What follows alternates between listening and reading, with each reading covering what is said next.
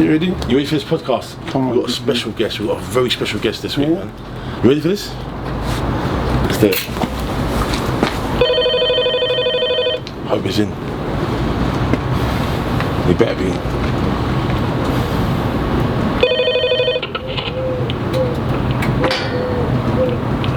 Let's go. Double D podcast. Let's go. The secret special guest.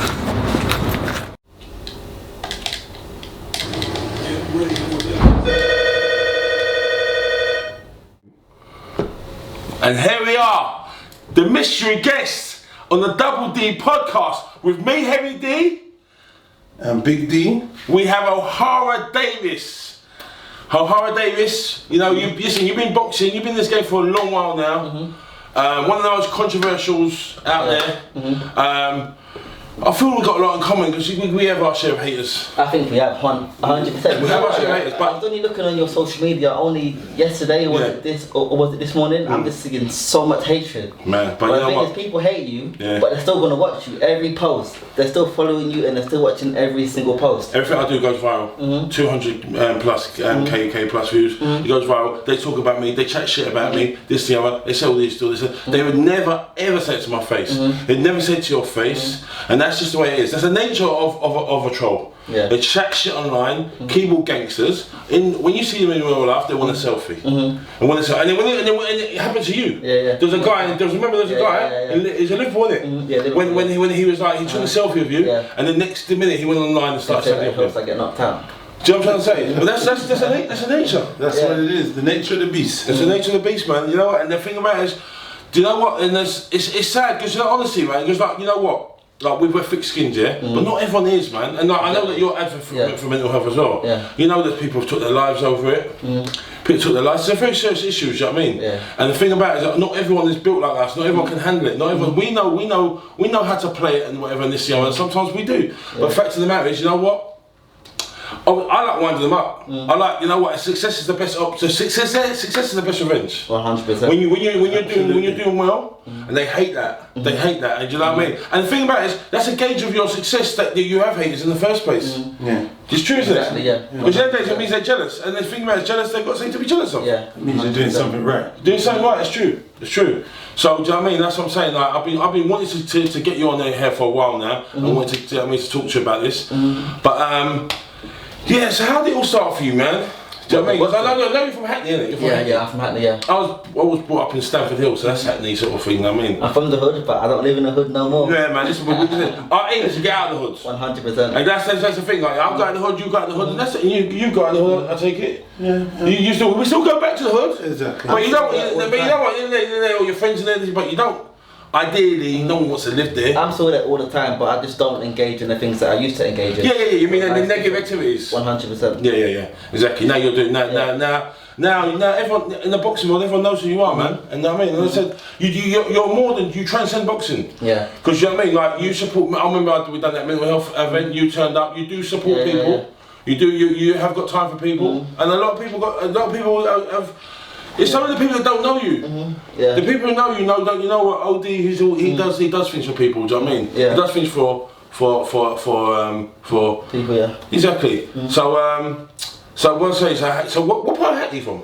I'm from Homerton. Do you know Homerton? Fuck, that's proper ghetto, bro. What, Clapton? Nah, a bit further. Further. Kingsmead. You know Kingsmead? Yeah. King what? Kingsmead Estate. Kingsmead Estate. Yeah. Fucking hell, that's proper ghetto, man. So basically, you used to get into a lot of fights then? Used to get into a lot of fights. But what made you get into boxing? Because usually it's people who get into scraps and that. When I get into boxing, I was in the hood. I think that time I was like 16, 17 years old. I was on bail for attempted murder and for Class A drugs at the same time. I was like 16 years old. So we all had a little youth club that I used to go to. And every Wednesday they had a boxing coach. He used to come into the youth club, Tony Cisse. And like there was about 30 to 35 of us lot in the youth club. They don't have youth clubs no more, do they? It's still there, but there's no one that really goes there no more. Yeah. So basically, everyone went in that hall, everyone got on gloves and everyone started to punch each other and to hit each other. And then it was all fun that week, and then the next week it went down from 35 to 30, then to 25, then to 20, 15, 10, until it was literally only me left. And every single Wednesday I went back, and the boxing coach was like, listen, this guy actually loves it. But the youth club, they couldn't afford him anymore, like to have him in there. So what he done, I got his phone number and he took me down a boxing gym. And you know, I got kicked out of my school, so I wasn't in school. I used to go to bed, I used to get up, and then I just used to go to the hood. So now this guy had me, instead of going in the hood, I used to go to the boxing gym. So you got your education from the hood? Yeah. That's how you got your education. Right, yeah. These are the topics that have been going on, right? The topics of the week, okay?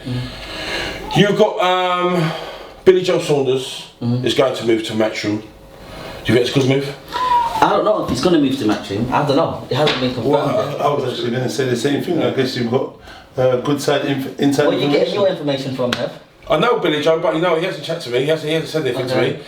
The thing about it is, I think he's keeping tight-lipped. But think about it, who else, those are the two superpowers of boxing. Listen, MTK, I've got good shows.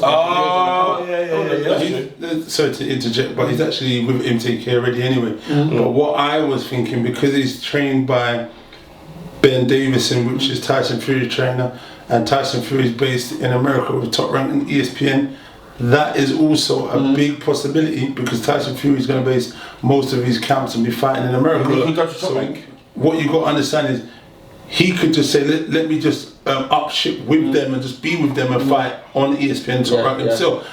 Matchroom is probably definitely one of the front runners, but then yet again he'll be fighting here mainly, and I think it'll be a little bit of a distraction if he wants to keep having Ben as his trainer, because Ben's going to be in America with Tyson Fury, so it will be a bit of a clash.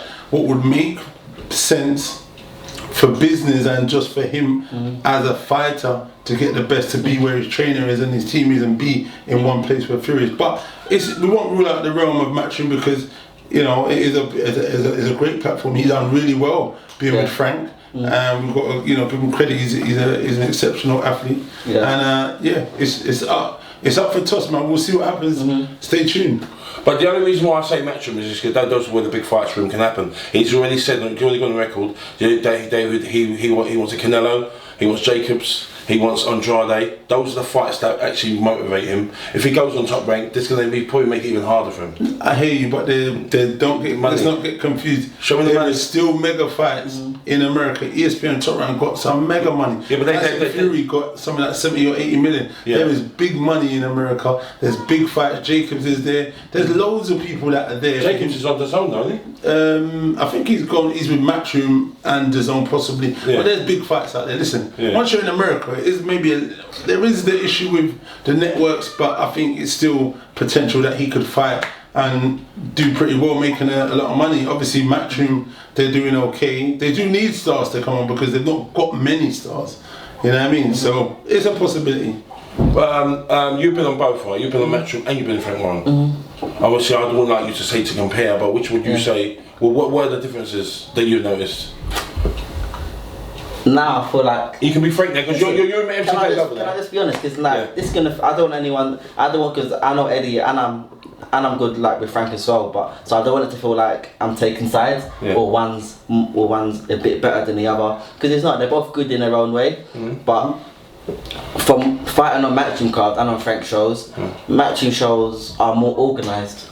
As in, once you enter the boxing place, you know, I've got my own dressing room. When I fought Castro, I had to share changing rooms, and I was fighting on the main event. On Matchroom? No, when I fought Jack. So you're saying that Frank Warren, from what I've heard, and obviously this is all the whispers that I've heard, that Frank Warren shows don't sell out. There's always trouble in the crowds, and this is just whispers and stuff, and the Matchrooms, that's where they always sell out. I fought on both shows, so on Frank's shows, I've been to a lot of Frank shows where there's been fights in the crowd, but you can't blame Frank for that. It's not Frank's fault. You don't get on that. Sorry, let me just stop you here again. Do you know, like you were saying, I was going to second it, you can't blame the promoter for the crowd. They do have different crowds. They do get blamed, in Matchroom, there's loads of fights. And my bro's fight did the show just the other day. There was like 3-4 fights kicking off. But obviously, really, yes. Listen, people are drinking, people are getting merry, people are on the mark. You know what I mean? So things happen. So what we got to be understanding is people go out for a good time, and sometimes that good time ends bad because there's too much liquor and then bit of argy bargy. But it happens in both. I've been to a few Frank Warren shows recently. When you're saying they don't sell out, the Dubois show was pretty sold out. It was packed. It was a very good show. Warrington show in Leeds was a very good show. You've got to understand there are times. Depends who's headlining. Depends who's on the undercard. Those are the things that make the difference in the shows. To say that, but I kind of know what you mean when you talk about both. Frank, because I'm starting to go to a lot more Frank Warren, and I've been going matching for a while, so I understand exactly what you're talking about. But you know, they're both Frank's part of the furniture, 100%. Heritage of British boxing. Especially with Frank, he's only had this new deal that he's got on the BT Sport for recently. Yeah, and that's the funding, 2 years or so. So he's more having to learn. Having to come out to this whole new environment and how things are done and how things are all set up, and that takes a while. Whereas if you look at Eddie Hearn, he's had his deal for so long. Whereas he knows, you know, it's like each show, the same blueprint, copy the same blueprint. So it's a lot easier, like for Eddie Hearn. But as Frank shows are, you know, as Frank goes on over the months and the years, I see his shows improving, getting better and better and better. And people need to give Frank a chance. They can't expect him to be God on his first show. Like, you have to give the guy some time. But there's a common notion out there that if you go with Matchroom, you earn the big wonder. Listen, it's a room out there. I fought on Frank's show and I fought on who do you make more money with? Made more money with Frank Warren. No, really? I made more with Eddie Hearn because I had more fights. But I was about to say that. But basically, when I signed to Frank Warren, it was a thing. For Eddie Hearn or Frank Warren. Eddie Hearn making it seem as if I got kicked out of the whole match. I didn't get kicked out. So what happened then? What happened then? After I got thrown under the bus, I met Tony, Charlie Sims up at Eddie Hearn's office. Did he actually say to you that you can't box a match from Of course not. So here's what happened. Yeah. So me, Charlie, Tony, we met Eddie. Eddie was like, listen, you have to come off your social media. And I'm like, no, I can't do that, Ed. Yeah. And then, that's your self-promotion. And then Tony and Charlie were like, cool, we want you to come back to the gym. The gym's open for you, you know, you can come back to the gym. And I was like, do you know what, I'm going to have some time off and I'm going to think. Yeah. That's when I went to go and meet MTK and you spoke to them. And I was like, Charlie, we've had a good run, but I'm going to do my own thing now. Tony, we've had a good run, but I'm going to do my own thing now. Yeah. So I left them both first. Yeah. Charlie, Tony, at the same time. And then Charlie sent me a text, I wish you the best. That was cool. So now with Eddie Hearn, I sent Eddie Hearn a text on WhatsApp. I was like, cool, I'm not under Charlie or I'm not under Tony no more, but my boxing career, it was with you at the first. So if it's possible, I know him and Tony Sims are good friends, I'd like to continue with you. Eddie Hearn aired my text for about 5 days, because that's when he just signed Amir Khan. Yeah, so that's when he just signed Amir Khan. So I was like, cool. It's no issue. And also, I remember you saying at the time, you didn't feel that he publicly supported you. Yeah, but I don't really care about that. You don't care about that? It's about business. I don't need this help. Eddie's not my friend. Yeah. Like, if you're there for me or not, he's not my friend. Just give me some money. So, anyway. So, I like what I would do. I mean, he just keeps it real, bro. Just give me the money, man. So what happened is that after Eddie Hearn aired me, I was like, okay, cool. This man will work out. So what happened is that I spoke to MTK and then we approached Frank Warren. Yeah. Frank Warren offered me a good deal. Yeah. And I was like, yeah. Do you know what? It all depends on what the promoter offers you, whatever deal they offer. It was more dough. Yeah. So so Frank offered me some dough and I was like, cool. Next thing, 2 days later, Eddie Hearn sent me a text. Yeah. He's like, hey bro, are you local? I'm in the Matchroom office, so if you're free, come by and come and see me. Is that after you spoke to Frank? No, this is after I spoke to Frank and we agreed. So how do you know that you spoke to Frank? I don't know. I don't know how he must have. Eddie sent me a text. He's got people listening. And what did he say though? Eddie sent me a text out, I'm in the Matchroom office, so if you're free, come and see me. And I didn't really want to go and see him because I'm like, it's kind of awkward now because you just aired my text. So I was like, oh, I'm quite busy, I'm not in town. Even though I was in town, I was like, I can't come and see you, but I'll speak to you on the phone. So I was like, I phoned him. And then I was like, oh, I heard you and Frank are in talks. I heard you have a deal. You know, and I said, that's fine if you want to go on with Frank, that's fine. But from the start of your boxing career, I had you under Matchroom, I had you on Sky Sports, and we built you to a certain platform, and now you're a name, a character, because of what Matchroom and we helped build up. And I'd like you to continue that. So, you know, I know that me and Tony and what's her name, Charlie are quite close, but that's okay. Tony won't mind if you still sign to Matchroom, even though he's not your coach no more. Tony won't mind, I can speak to him. So here's what I can offer you. I can't offer you as much as Frank offered you, but Eddie offered just a tiny. How do you know how much Frank offered you? No, Eddie didn't know, but Eddie said, oh, you know what, I probably can't give you as much Frank gave you, so he offered just a tiny bit less. And I was like, but he was like, even though we can't pay you, even though I probably can't give you as much, what I can give you that Frank can't is the exposure and the platform. So Eddie Hearn was like, cool, I won't pay you as much money, but you're going to receive that payment in the form of fame and the platform, blah blah blah. And I was like, it makes fame doesn't pay the bills, does it? And exactly. And I was like, that makes sense. The platform is a massive platform. Look, listen, mate, I'm famous now. I'm not rich. No, I know what you mean. It's what you do with that fame that brings that. As a boxer, it's totally different because it brings endorsements. The traction brings. You get more media, you can get endorsements, you can get bigger fights later on down the line. So in that essence, you've got to understand the business side of that. But I get it. So so Eddie Hearn said that, and then I was like, okay, cool, let me have a think. He was like, cool, have a think and let me know. And I phoned up MTK and I was like, listen, I'm mad. Eddie Hearn aired me, and now that he hears that I'm in talks under Frank Warren, now he wants to have me back now. So how about if I wasn't in talks with Frank? I would have got aired for the next few months. So I was like, no, he didn't have my back, and he only had your back because he knew that you were talking to someone else. Exactly. So I felt quite disrespected. So and then he sent me a text on WhatsApp. He goes, I can offer you a deal. Your first fight will be on a Dillian Whyte show. When Dillian Whyte fight was Brazil. When did he fight in May? Last year May or March? April, May. March actually. Yeah, that was Lucas Brown. March, end of March. No, not Lucas Brown one. It must have been before that. Oh, there must have been Parker in July. Yeah, and that was on the O2, right?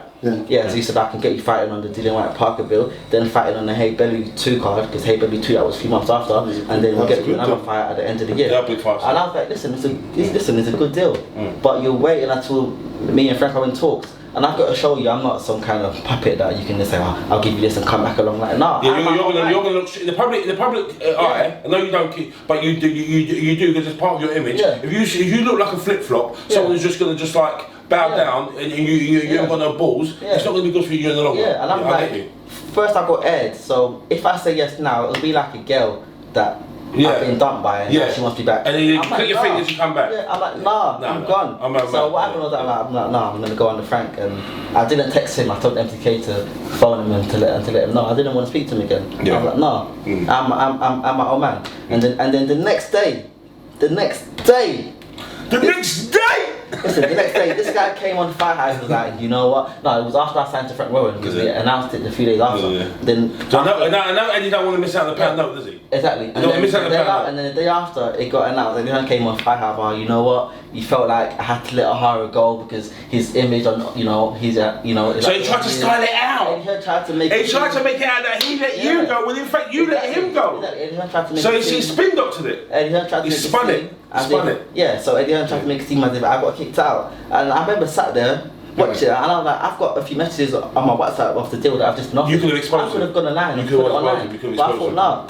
You would be a bigger man and say, do you know what, I'm not going to play your game, because I'm going to just do me. Because with Eddie's got a thing where he's, where he acts, we are matching, there is no one that leaves us, we leave them, we don't need anyone. But the fact is, you was probably the first boxer that ever left them. No, Carl Frampton was. Because I remember the first time when I met Eddie, I remember we sat down and he was like, listen, we are matching, there is no one that leaves us, and in all the history of since we've been here, there's only been one guy that has ever left us, Carl Frampton. Apart from him, we have never been left. We are the best. And that's what Eddie Hearn said to me the first time that I met him. So because I left, and I'm the second guy to leave, Eddie Hearn doesn't want to count me. So now make it seem as if I left. Yeah, so now that's why I probably put that story out, to make out that no one, telling you Carl Frampton's still the one person who's left. So let me ask something. Moving forward past all of that, in hindsight, how do you feel now in your career? You've gone from Matchroom to Frank Warren, now you're with MTK, right? How do you feel your career is developing, progressing? Where do you see? How do you find yourself today? I'm making money. Okay, so that's a wonderful place to be, I guess. Listen, and you're happy with the fights you're getting at the second? 100%. So what is the end goal for OHARA Davies? Are you trying to fight for European title, world honours? What is your end? I got in trouble for saying this once. Hey, say the truth, man. But say the truth. The belt don't matter. We want the truth. Listen, imagine. No, I hear you. I went to imagine if I find a place that I love and I goes, yeah, I want to buy this place. I'm going to go to the estate agent's office. Yeah, you know what? I got this belt and I got that belt. what players can you give me for these belts? You can't eat a belt. You can't eat a belt. You need a pound note. I do understand you can't eat that. belts. But in terms of yourself, you see when you talk about where you've come from, achievements, somewhat, the achievements you've done in yourself, coming from the hood, now you've bought this place, you're progressing. Winning a British, winning a Commonwealth or a European title, you're in the history books. But I'm just saying, for your kids and your legacy moving forward. I understand all of those. Once you start fighting for those titles, it is money anyway. But I'm saying you don't look at that aspect of it. Now you've just gone to the aspect. It's only the pound note. It's not for. Because a legacy ends. I don't remember, apart from Ali and a few other fighters from back then. Ended up broke. Do you remember anyone else? Like, do you remember anyone else? No, you don't. So you're in the history books and you be talked about for the next 10 to 15 years, and then you're gone. You're gone. It'll be your next champion. I don't see them now talking about Floyd as much as they did. No, I hear you, but and in the next 100 years, ain't no one going to be talking about Floyd. But there are people in the history books. People talk about this. Oh, this guy was a character. He was outspoken. He was, forward. He won this belt. He done this. He done that. He wasn't bad fella. He was just someone that didn't toe the line, as some would say in the boxing world. But I'm just saying, listen, you could fight for certain belts, win them and vacate them. Because remember, you've just won it. You paid. So you're not towing the line. Mayweather did that a few times where he said, listen, I don't need to pay sanctioning fees. I just did it and I wanted to win these belts because I thought it would maybe improve me, because they say when you win certain titles, you up your game by another 10% and so on. So in your mind, you're setting targets and goals, and being able to achieve them in your mind. There is the money factor, but it has to be more than a little bit more than money, somewhat. Boxing is a hobby. It's what I've been doing ever since I was young. From when I got into boxing, I'm now back under Tony Cisse, so I'm actually enjoying it again. I'm loving the game, and I see boxing right now as a hobby. I love it, and I just want to enjoy my life, enjoy the game. I train every day. It's a fair deal to you, because you got to enjoy. I want to fight. I get paid. But me winning a belt and having my name in the history books, once I'm dead, I'm dead. It don't matter if they speak about me 1,000 times. I'm not going to be coming back to life. If they say good things, or they say bad things. If they say good things, if they say bad things, I'm dead. I'm dead. I don't care if I die and like they'll come to my graveyard and they're all happy and they celebrate. Like, I don't mind if they piss on my grave, if they want to spit on my grave. I don't mind. I'm dead. I'm dead. I don't know what's going on. But I want to make sure I'm living a happy life on earth, and I feel like being happy is your main. It should be like the main thing. Just be happy and be successful. Listen, I feel like people can't go wrong with that. I feel like some people have the mindset belts, and then after their boxing career is done, that's when they kind of realise, I've got all these belts there, but what do I have to show? No, you have to be paid.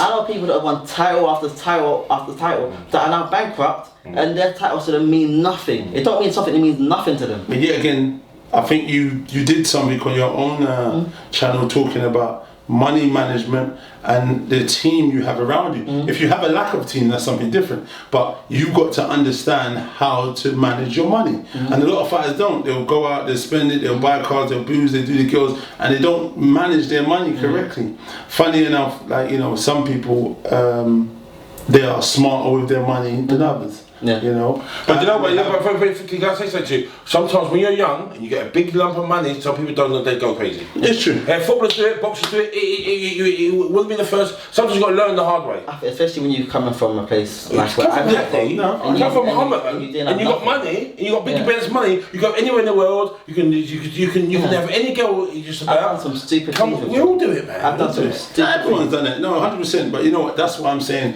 The people around. I think even I spoke to you at the MTK show last time. Similar thing. I was kind of breaking out. I've been from this. I've always done good.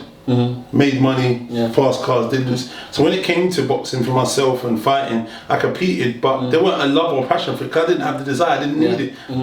Girls had girls, travelled, exactly. Had all the whips, did it. You understand? My bro didn't coming into this. The shine he's doing that, I've been doing. He's learned from your mistakes. Years. No, I didn't make any mistakes in terms of money. I didn't do. In terms of other things in life, there's things I did coming up. I'm from the hood, you understand? So I'm moving past that, which is a good position. And the boxing and being with him on this journey has helped that definitely. But I'm saying in terms of making money, he's learned from me, because he's seen how I've used my money and been shrewd with my money. And doing stuff. Let's tell them. No money for you. I'm joking. Yeah, it's just one of them things. But like you said, if you've got good people around you, family, friends, advisors that can advise you, but sometimes even if you're advised, you don't take it because you've got to learn yourself. Yeah. I think we should move on the topic because we'll be here talking about this all day. Yeah, we can talk about this forever. Exactly. I think I want to talk about the quick one about the Andy Ruiz and Joshua AJ part 2. Andy seems to be a very cheeky chappy, very confident at the minute, and seems to believe he's in the driving seat somewhat. What's your thoughts on that? Listen, man. I don't know. AJ didn't seem himself going into the fight. He got a psychologist for the first time in his pro boxing career. This guy got a new sports psychologist. He's employing all these different people. He's employing this guy for that, employing that guy for that. And to me, it seemed like, I remember a month before the fight, I was reading something about him, and AJ was saying, for this camp, I feel so tired, I just don't feel myself, I've got a psychologist on board. And I'm thinking, he don't really seem himself. And then if you look at the whole ring entrance into the fight, he just didn't look himself. Something happened backstage. I don't care what anyone says, something happened backstage. Yeah, I definitely agree, he didn't look himself, but I think we've all got opinions on that side. But what I'm really trying to get to is the confidence side of Andy Ruiz. He's bought a new mansion, big room, loads of land. He's got a Rolls Royce. He's talking about, I'm the champ. AJ, I'm not coming to the UK. We can do it in Mexico. We can do it. Listen, what do you think? Maybe AJ shouldn't fight him next. I'll tell you why. I fought Taylor, and the fight got stopped. After that, I fought Tom Farrell, and the nervousness I had during that ring walk, I hadn't experienced anything like it. I was afraid. I was literally scared. And I was thinking, damn, I went up to Scotland and I got stopped, and now I'm in this guy's backyard. I felt like I'm here to be stopped. I feel like I'm here like a sheep about to get slaughtered. That's how I felt. During that ring walk, I felt I was literally afraid. I looked all confident. I was scared to death. And I remember I knocked him down in round 1, and he said, please don't get up. Please. And then he got up. I was like, damn. And he was fit, and I knocked him down again in round 3, and he got up again, and he was fit, and I was actually afraid. And as soon as the referee went and the fight got waved off, I was literally so kind of happy, because I was afraid throughout the whole fight. And with AJ only losing once, I don't think he hasn't experienced that yet. So it all depends on how he handles it.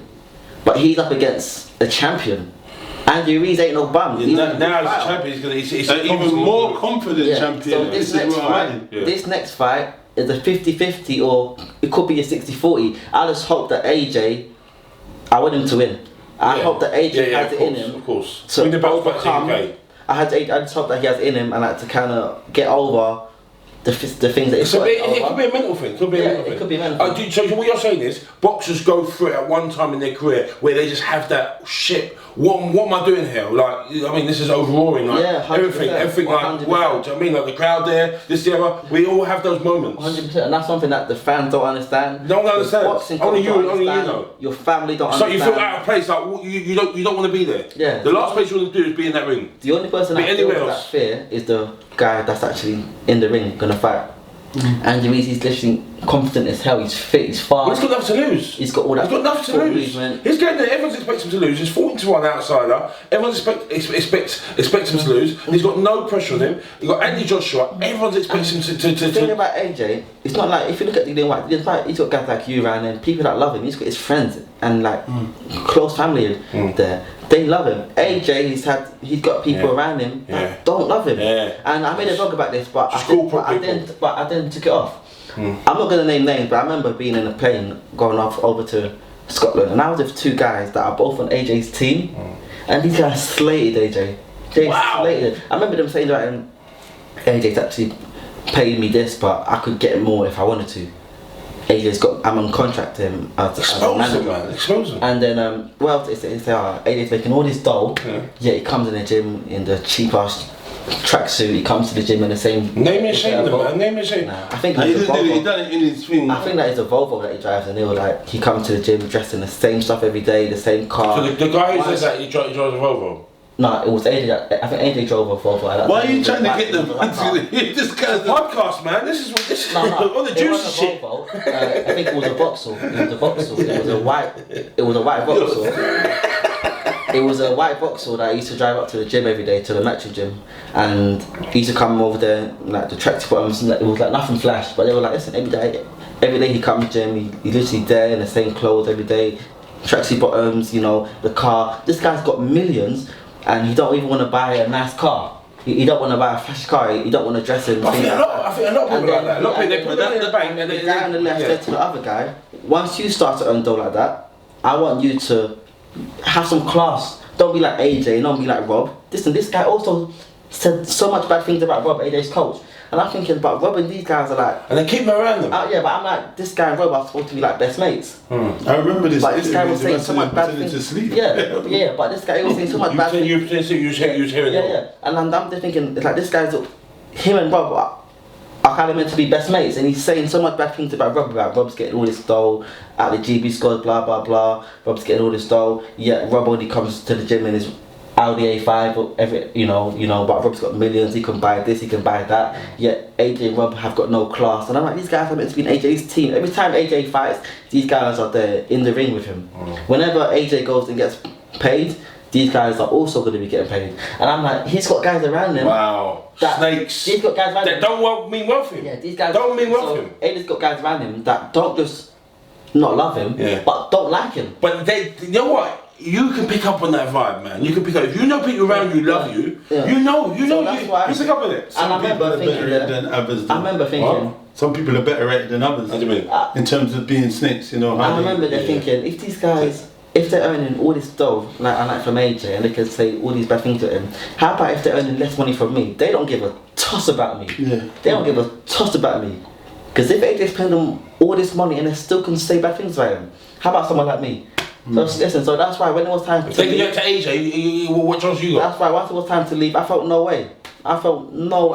You know what? No, I mean, I don't know as much about the boxing because you've been through it, but I know a little bit, and it seems to me that, you know what, you've got a short career, you got to make as much money as you can, and you got to just like avoid all so much pitfalls and snakes and sharks. Exactly the one. Boxing's a dog eat dog world. That's why people selfish sport. You got to be selfish. That's why people they see me and they see that I don't love this game, and they're like, oh well, OHARA doesn't love the game. He ain't got any love for this game. Yeah, because of what I've seen in this game. Yeah. Boxing fans don't see this game. Boxing fans are not in there. Boxing fans haven't experienced what I have. All they see is, this guy's fighting, this guy's in the gym, IFL TV. That's all they see. Because you're outspoken, and you say it how it is. Yeah. You say it. But they don't know boxing. They don't see boxing. Yeah. So listen, I'm here to make some dough. That's it. Once I'm done. Yeah, you're honest. Once I'm done, I'm done. I wanna make a bit of dough in this game, and I wanna secure my future. Yeah, of course. I wanna never have to work a day in my life. I've been thinking this a few days ago. My goal is I don't want to work a day in my life. I want to be free.